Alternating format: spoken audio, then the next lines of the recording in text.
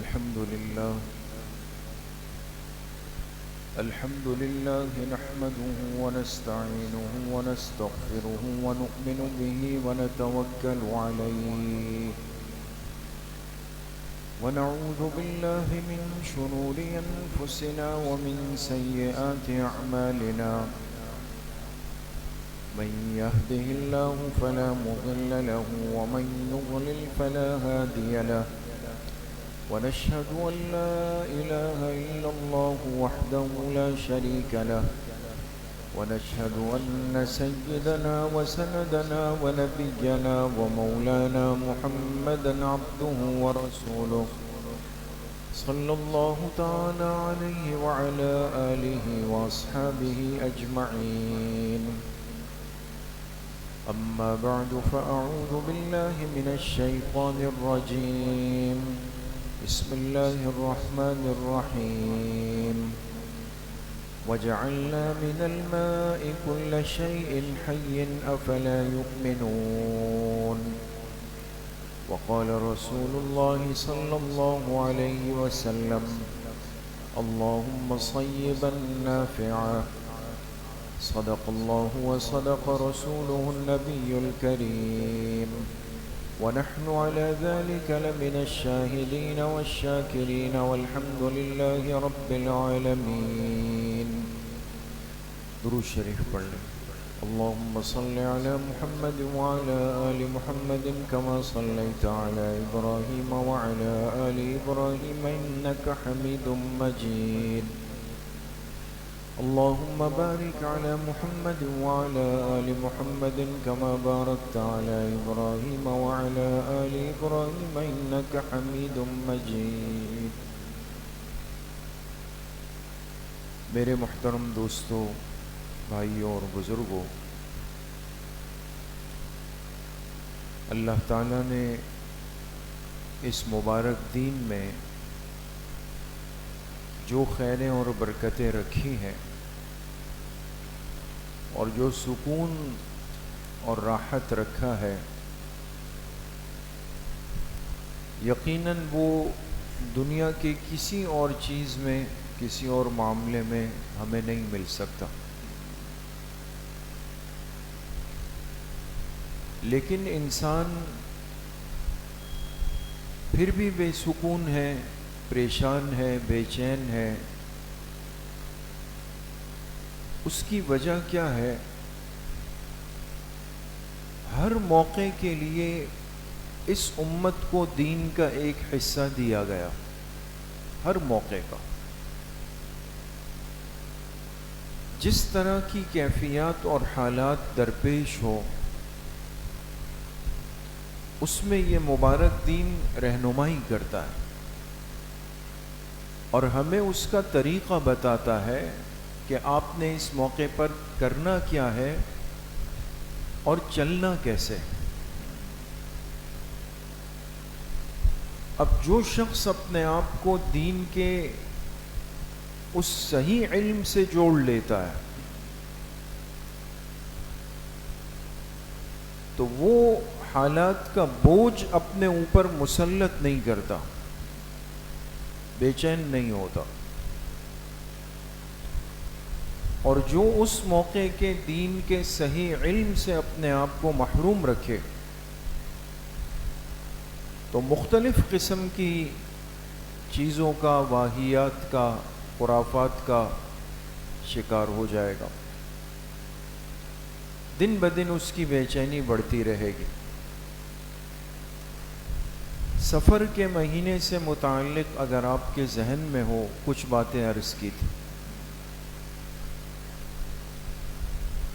کہ ہمارے ہاں ایک ذہن ہے کہ لوگ محرم الحرام کو، سفر کو ایک کمزور مہینہ سمجھتے ہیں. بعض دفعہ خدا نخواستہ اس کو خیر سے خالی اور منحوس مہینہ سمجھتے ہیں. وجہ کیا ہے؟ ایسی باتیں اپنی طرف سے بنا دی گئی کہ جس کے نتیجے میں دین کا صحیح علم پس پردہ چلا گیا. الٹی سیدھی باتیں آپ. اب سفر کا مہینہ اختتام پر ہے، اختتام کی طرف جائے گا، اور آگے ماہ ربیع الاول کا آغاز ہوگا انشاءاللہ۔ تو بہت سارے لوگ ایسے بھی تھے، کتابوں میں لکھا ہے کہ جنہوں نے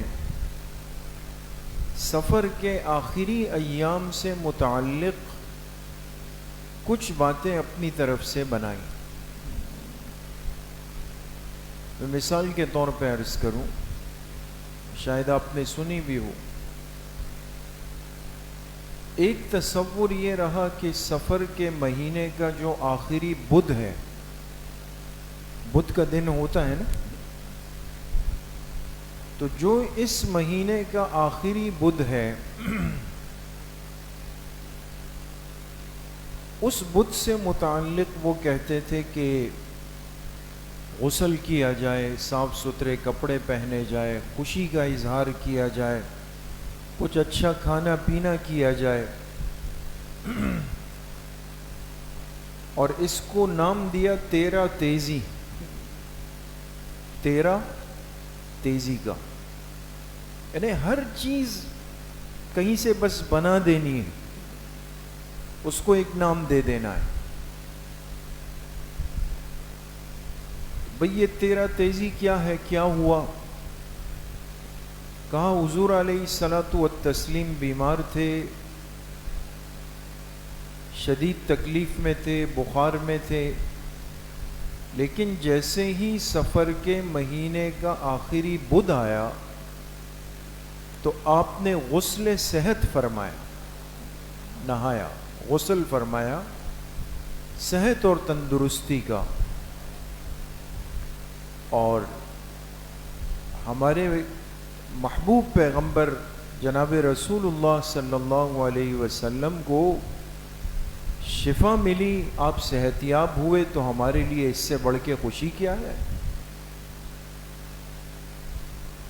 تو اس سفر کے مہینے کے آخری بدھ کو ایک عنوان دے دیا 13 تیزی کا، اور کہا کہ یہ خیر والا دن ہے، اس دن غسل کر کے، نہا دھو کے، باہر نکل کے، تفریح کر کے، کھانا کھا کے، پی کے، یہ سب چیزیں کر کے اس دن کو اس انداز سے منانا چاہیے۔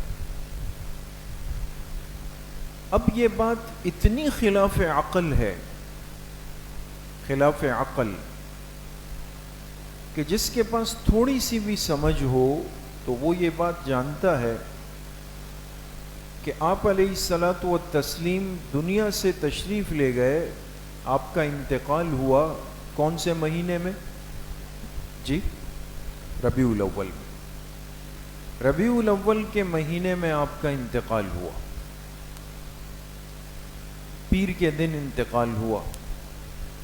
تاریخ 12 ربیع الاول کی بھی آتی ہے، اس سے دائیں بائیں بھی آتی ہے، لیکن اتنی بات طے ہے جو بڑے بڑے مورخین نے، محدثین نے، علماء نے لکھی ہے کہ آپ علیہ الصلاۃ والسلام کی بیماری کے کل ایام تقریباً 13 سے 14 دن رہے، 13 سے 14 دن رہے۔ اب ربیع الاول کے 12 دنوں کو لے لیا جائے، ٹھیک ہے دوستو، سمجھ میں آتی ہے بات؟ 12 دن یا 11 دن ربیع الاول کے آپ نے لے لیے، اور کل بیماری کے ایام 13 سے 14 ہے، تو باقی جو 3-4 دن رہ جائیں گے آپ کی بیماری کے، وہ کب سے شروع ہوئے ہوں گے؟ سفر کے آخری دنوں سے۔ تو بابا سفر کے آخری دنوں میں صحت کا غسل نہیں فرمایا، بیماری کا آغاز ہوا ہے، اور واضح طور پر لکھا ہے محدثین نے کہ ابھی سفر کے مہینے کے اختتام میں 1 یا 2 یا 3 دن باقی تھے، 1 دن یا 2 دن یا 3 دن باقی تھے، یعنی آپ سمجھے کہ 26 سفر یا 27 سفر یا 28 سفر، یہ تاریخ ہوگی۔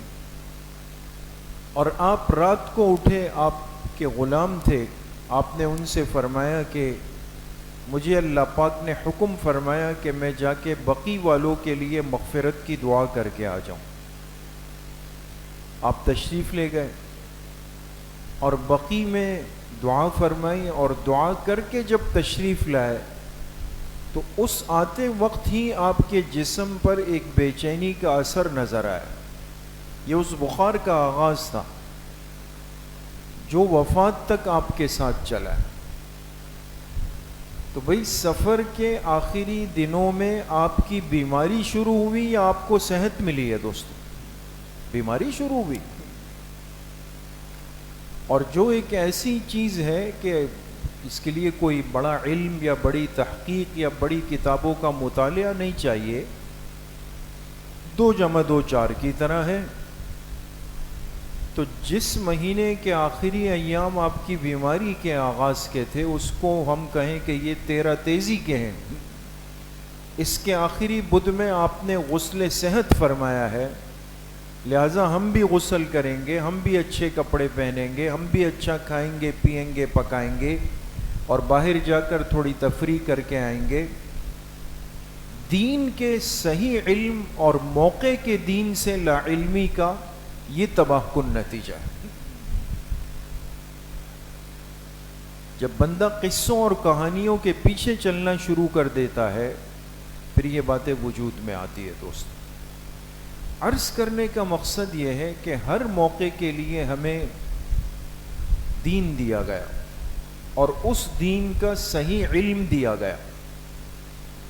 آپ نے اس پیش آنے والے معاملے میں یا موقع میں کیسے چلنا ہے۔ اچانک کوئی خوشی آ گئی، ترقی ہو گئی، برکت ہو گئی، خیر ہو گئی، اب کیا کرنا ہے؟ اچانک کوئی تکلیف، اچانک کوئی پریشانی، اچانک کوئی غم کی خبر، اچانک کوئی نقصان، اچانک کوئی حادثہ، اب کیا کرنا ہے؟ اس موقع کے لیے بھی دین کی رہنمائی۔ بات سمجھ گئے دوست؟ ایک مسلمان کے لیے آج بہت ضروری ہے کہ وہ اپنے اس مبارک دین کے اس حصے کو ضرور لے اور ضرور سیکھے اور سمجھے جو رحمت کائنات جناب رسول اللہ صلی اللہ علیہ وسلم کی برکت سے امت کو دیا گیا۔ اب پورے ملک کے اندر ہم سنتے ہیں بارشیں ہو رہی ہے نا، بارشیں ہو رہی ہے، حد سے بارشیں بڑھ گئی ہے، راستے ڈوب گئے ہیں، اور ہمارے شہر میں بارش برائے نام بھی نہیں۔ اب ایسے موقع پر ہمیں کیا سبق ملتا ہے؟ اگر بارشیں نہیں ہو رہی تو کیا کرنا ہے؟ بارشیں شروع ہو تو کیا کرنا ہے؟ اور بارش اپنے حد سے تجاوز کر جائے، تباہی پھیلا دے، تب کیا کرنا ہے؟ ایک بہت بڑا کردار قرآن کریم میں کئی مقامات پر اللہ رب العزت نے آسمان سے برسنے والی بارشوں کا تذکرہ فرمایا، اور اس بارش کو اللہ تعالیٰ نے کہیں پر لفظ خیر سے تعبیر کیا، کہیں پر لفظ فضل سے تعبیر کیا، کہ یہ بارش جب برستی ہے تو یہ میرا فضل ہے، یہ میری طرف سے ایک خیر ہے۔ کیوں؟ اس لیے کہ پانی کا جو قطرہ ہے، پانی کا جو وجود ہے، اس کا ہماری زندگی میں بہت بڑا حصہ ہے۔ اور جو آیت میں نے خطبے میں پڑھی، اللہ رب العزت فرماتے ہیں وَجَعَلْنَا مِنَ الْمَاءِ كُلَّ شَيْءٍ حَيٍّ، ہم نے پانی کے ذریعے سے ہی ہر جاندار کو پیدا کیا ہے۔ پانی کا کردار ہے، انسان دنیا میں وجود میں آتا ہے تو تب بھی ایک پانی کا قطرہ سبب بنا ہے، اور جب یہ اپنے وجود کا احساس دنیا کو دلاتا ہے اور آگے بڑھتا ہے، پانی کے بغیر نہیں چل سکتا، ضرورت ہے۔ لیکن اس پانی کا تعلق چونکہ آسمان سے ہے، آسمان سے برسنے والے بادلوں سے ہے، ہم اس کے محتاج ہیں. اللہ پاک نہ چاہے آج ہمارے سب کچھ کے باوجود بھی بارش کراچی میں نہیں ہو رہی، اس لیے کہ اللہ کا حکم نہیں ہے. تو حدیث پاک میں آتا ہے، صحابہ فرماتے ہیں آپ علیہ الصلاۃ والسلام جمعے کا خطبہ دے رہے تھے، ارشاد فرما رہے تھے، اور آنے والے مجمع میں ایک اعرابی بیٹھا ہوا تھا، وہ کھڑا ہو گیا اور اس نے کھڑے ہو کر آپ علیہ السلام سے فریاد کی اور عرض کی کہ اللہ کے رسول صلی اللہ علیہ وسلم بارشیں بند ہو گئی، ہم پر قحط سالی ہو گئی، زمین کا منہ بند ہو گیا، فصلیں اگنا بند ہو گئی ہے، بچے بھوک سے بلبلا رہے ہیں، جانور مر گئے، آپ دعا فرمائے اللہ پاک سے. اسی جمعے کے ممبر پہ رحمت کائنات نے ہاتھ اٹھا کے دعا فرمائی. صحابہ فرماتے ہیں آپ نے ابھی ہاتھ نیچے فرمائے تھے اور ہم نے اپنی آنکھوں سے دیکھا کہ بادل آنا شروع ہو گئے، اور جمعے کی نماز ختم ہوئی اور ایسی بارش تھی کہ ہر آدمی اپنے لیے کوئی پناہ کی جگہ دیکھ رہا تھا، ایسی موسلادھار بارش ہوئی. پھر 7 دن گزرے، اگلا جمعہ آیا اور آپ علیہ السلام پھر خطبے کے لیے کھڑے ہو گئے. وہی شخص دوبارہ کھڑا ہوتا ہے اور پھر عرض کرتا ہے کہ اللہ کے رسول صلی اللہ علیہ وسلم بارشوں کی کثرت نے تباہی مچا دی، راستے بند ہو گئے، لوگ ڈوبنے لگ گئے ہیں، ہمارے لیے زندگی گزارنا مشکل ہو گیا ہے، اب آپ دعا فرمائیں کہ یہ بارش بند ہو جائے. تو صحابہ فرماتے ہیں آپ علیہ الصلاۃ والسلام اسی آدمی کی اب یہ درخواست سن کر مسکرائے.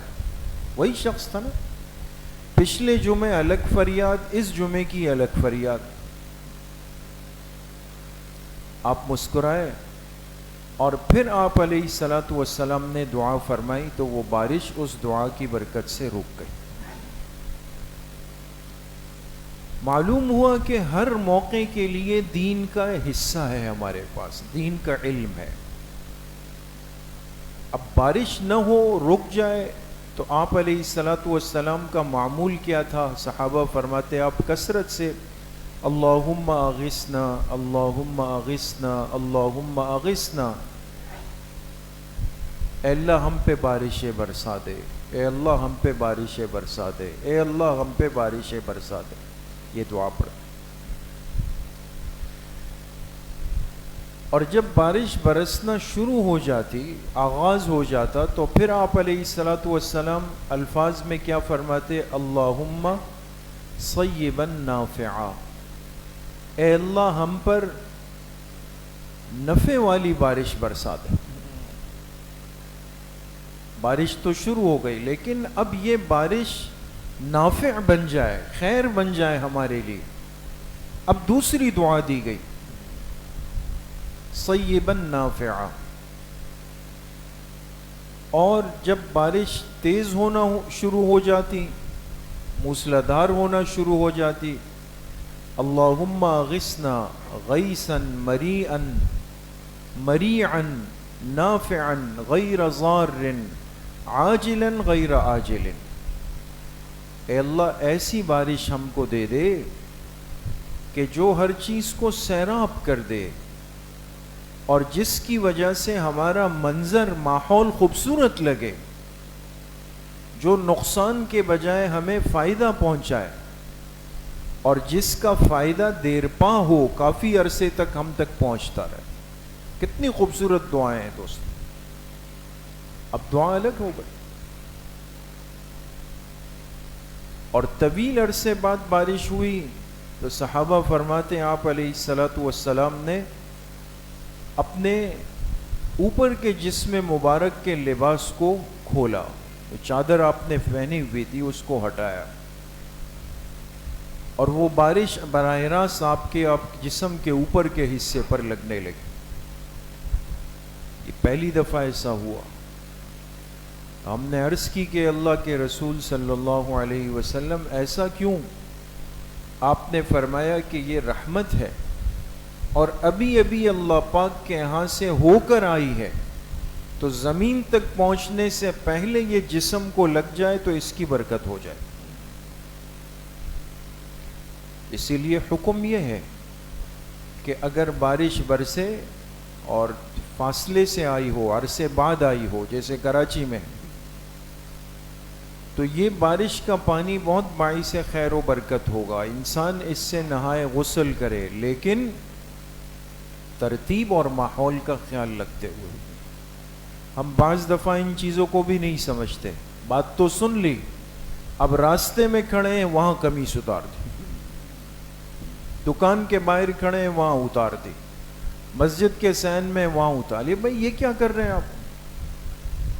حضور علیہ الصلوۃ والسلام کا حجرہ مبارکہ مسجد نبوی شریف کے اندر تھا، وہ آپ کے گھر کی ایک حیثیت تھی. وہاں پر آپ نے باہر کے مجمع میں نہیں فرمایا. جو بے تکلف ساتھی آپ کے ساتھ موجود ہوتے تھے، آپ نے وہاں پر اس ترتیب کا اظہار فرمایا. عرض کرنے کا مقصد یہ ہے کہ یہ حکم نہیں ہے کہ ہم ایک بھرے پورے ماحول میں رہتے ہوئے جہاں سینکڑوں مردوں نے، عورتوں نے، بچوں نے گزرنا ہے، میں کہوں جی آسمان سے رحمت آ رہی ہے لہٰذا جو ہے وہ جسم کھول. نہیں، ان چیزوں میں بھی احتیاط. آپ اپنے گھر کی چھت پر ہے، آپ اپنی چار دیواری میں ہے، آپ اپنے بے تکلف ساتھیوں کے ساتھ ہے، اور سطر کو مکمل چھپاتے ہوئے کہ ناف سے گھٹنے تک کا حصہ بالکل نظر نہ آئے. ان باتوں کی رعایت رکھتے ہوئے انسان بارش کے پانی سے نہائے تو بالکل باعث برکت ہے اور سنت سے ثابت ہے. اسی طریقے سے بعض علماء نے اس کو بھی لکھا کہ بارش کے پانی کو جو زمین تک پہنچنے سے پہلے اس کو کسی برتن میں جمع کر دیا جائے. بہت سارے احباب اس طرح کرتے ہیں نا، برتن رکھ دیتے ہیں نیچے. تو اس میں بھی یہی حدیث کی علت ہے کہ یہ اللہ کے ہاں سے تازہ تازہ پانی آیا ہے جو باعث رحمت ہے. تو اس بارش کے پانی کو کسی برتن میں جمع کر کے اور پھر انسان اس کو پی لے، تو علماء نے لکھا ہے کہ مجربات میں سے ہے کہ جسم کے بہت سارے امراض، لا علاج امراض، اللہ پاک اس پانی کی برکت سے ختم فرما دیتے. تو بھئی شفا دینے والی اور کرنے والی ذات تو کس کی ہے؟ اللہ پاک کی ہے. اس عقیدے اور یقین کے ساتھ کہ بھئی اصل مؤثر بالذات اور اس پانی میں شفا ڈالنے والی ذات اللہ پاک کی. اور چونکہ یہ حدیث سے ثابت ہے کہ یہ پانی اللہ پاک کے ہاں سے آ رہا ہے، لہٰذا میں اس کو اس نیت سے پیوں کہ یہ رحمت اور خیر اور فضل جلد از جلد میرے جسم کے اندر چلا جائے اور میرا مرض، میری بیماری ختم ہو جائے، تو بالکل اس کے لیے گنجائش ہے. لیکن انسان اس کو کوئی وہ نہ بنائے مستقل کہ بھئی اس کا داعی بن جائے، یا بوتلیں بند کر دے اس کی اور اس پر آب شفا لکھ دے اور کہے بھئی 150 روپے کی بوتل تازہ بارش کے پانی کی دستیاب ہے. آج کل تو مسئلہ یہ، ہر چیز ایک کاروباری شکل اختیار کرنے میں منٹوں کی دیر نہیں لگتی اس کے اندر. تو جب بارش تیز ہو جاتی، آپ علیہ الصلوۃ والسلام نے ایسا بھی فرمایا. اور پھر اگر بارش نقصان پہنچانے لگتی، جیسے وہ صحابی کھڑے ہوئے اور کہا کہ راستے بند ہو گئے، مواشی ہلاک ہو گئے، سب کچھ، تو پھر آپ علیہ الصلوۃ والسلام نے دعا مانگی، اللہم حوالینا ولا علینا، اللہم علی الاکام والآجام والزراب والاودیۃ ومنابت الشجر. اے اللہ یہ بارشیں ہماری ضرورت سے بڑھ چکی ہے ابھی. حوالینا ولا علینا، اس کو ہمارے اطراف میں برسا دے، اس لیے کہ ہر شہر کے اطراف میں آبادی نہیں ہوتی، زمینیں ہیں یا پہاڑ ہے، ان پہ برسا دے. ولا علینا، ہم پہ نہ برسائے. اللہم علی الاکام والآجام والزراب والاودیۃ ومنابت الشجر، اللہ اس کو ٹیلوں پر، اس کو پہاڑوں پر، اس کو کھلے میدانوں پر، درختوں کے اگنے کی جگہوں پر، اور پہلے سے پانی کی بنی ہوئی جھیلوں پر اس کو وہاں پہ برسا دیجیے۔ تو وہی بارش جب نقصان اور تکلیف پہنچانے لگ جائے تو اس موقع کی الگ دعا سکھائی گئی۔ اب اس دعا کا اہتمام ہو جائے، اور جب بارش ختم ہو جاتی، تھم جاتی، بند ہو جاتی، تو اب دیکھیں ہر چیز اچھی لگتی ہے، بارش کے بعد خوشگوار ہو جاتی ہے۔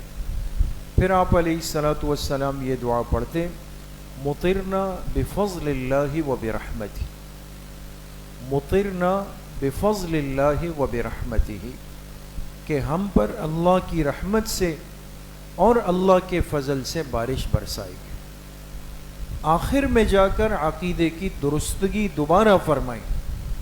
کوئی یہ نہ سوچے کہ اس بارش کے آنے میں، جانے میں، تیزی میں، کمی میں، رکنے میں، بند ہونے کے اندر ستاروں کی چال کا یا کسی اور چیز کا یا کسی اور موسم کا اثر ہے، نہیں۔ مطرنا بفضل اللہ وبرحمتہ، ہم پر بارش برسائی گئی اللہ کے فضل سے اور اللہ کی رحمت کے ساتھ۔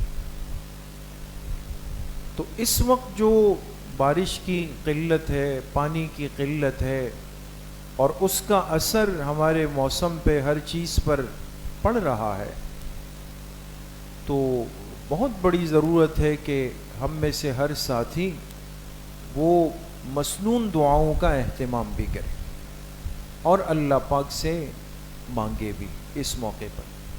اور یہ جو موقع کی مختلف مختصر چھوٹی چھوٹی دعائیں ہیں، اس کو ہم کم سے کم صحیح الفاظ کے ساتھ پڑھنے کا طریقہ بھی سیکھ لیں کہ بھئی کیا الفاظ ہیں، اور اپنے بچوں کو یا جو زبانی یاد کر سکتا ہے، کوشش کر سکتا ہے، تو وہ ضرور ان دعاؤں کو زبانی بھی یاد کرے۔ دیکھیں بہت ساری چیزیں ان دعاؤں کی برکت سے اللہ پاک حل فرما دیتے ہیں۔ آج دیکھیں نا حادثات کی کتنی زیادہ کثرت ہو گئی، کہیں پر سیلابی کیفیات ہو جاتی ہے، کہیں پر زلزلہ آ جاتا ہے، کہیں پر اچانک آگ لگ جاتی ہے، کہیں پر عمارتیں گر جاتی ہے، گھروں کی چھتیں گر جاتی ہے، گاڑی کے حادثات ہو جاتے ہیں، بہت کچھ ہے۔ ایسے موقع پر ایک انسان اپنے آپ کو محفوظ کرنے کے لیے ظاہری اسباب تو ہم اختیار کرتے ہیں، بھئی بیلٹ باندھ لیں، بھئی ہیلمٹ پہن لیں، بھئی گاڑی اعتدال میں چلائے، سب کچھ کریں، لیکن کچھ چیزیں ایسی ہیں دوستوں کہ جو آپ کے بس کی نہیں ہیں، آپ کو پتہ بھی نہیں چلے گا۔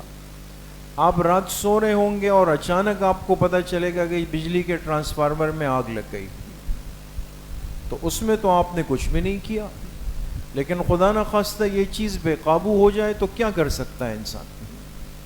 کچھ بھی نہیں کر سکتا نا۔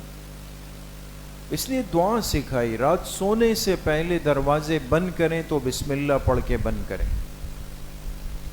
سونے کے لیے چلا جائے تو نیند کی دعا پڑھ لیں، جب حادثات بڑھ جائے تو حضرت ابو دردہ رضی اللہ عنہ کی دعا ہے، حضرت انس رضی اللہ عنہ کی دعا ہے۔ یہ دو دعائیں دوستو اس کو لازمی آج کی زندگی میں اپنے پاس رکھیں، حادثات اور حفاظت کے لیے نہایت مجرب دعائیں، حضرت ابو دردہ رضی اللہ عنہ کی اور حضرت انس رضی اللہ عنہ کی۔